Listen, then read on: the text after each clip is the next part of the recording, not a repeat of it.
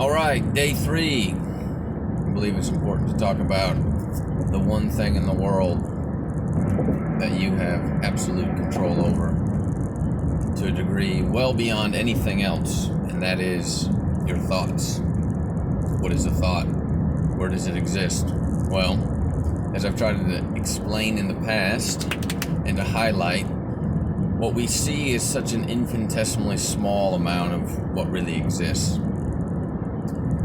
And yet, we know things exist outside of what we see. But we're so dependent on our 5 senses for interpretation that we seem almost afraid to allow the idea that things can exist that we can't prove within our 5 senses. Well, if we're dependent on things that we can touch and see, then how do we explain what a thought is?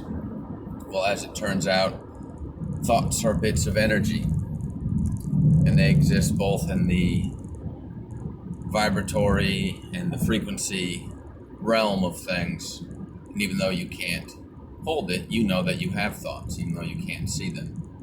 And unlike anything else, even our bodies, we control our thoughts, which is why it is so important to be aware of what you are thinking and to constantly feed yourself and give yourself the right thoughts. Ultimately, what you think, what you hold in your conscious, what you are aware that you are thinking, will be fed into your subconscious. And so much of that will play out into your real life. The importance of thought can be particularly highlighted with the last few months of current events, as we see that this has not been an experiment of any virus so much as it has been a global experiment of mind control and the ability to affect your thoughts in order to control you. That is why, beyond anything else, you need to become aware of the power of your thoughts and the significance that they play both in your life and the lives of others. Boy, that's bright.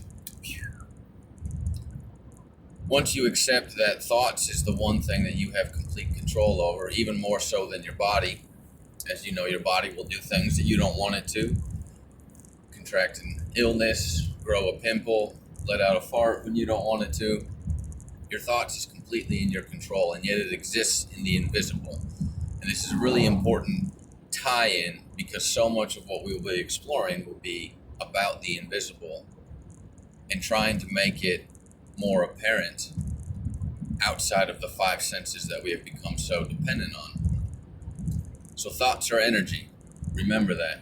Energy has an effect on matter, which is why when you're angry, you don't feel so well. You're not necessarily as productive. Just in the same way that if you have thoughts of love and gratitude and abundance, those are the things that will begin to manifest in your life and make you feel better. So without diving too deep into the quantum and how things are waves and particles at the same time and trying to further explain this world of invisible, just remember that thoughts are paramount. Guard yours closely and be very wary of those that are trying to control your thoughts and ideas for the end result that they want as opposed to what is best for you.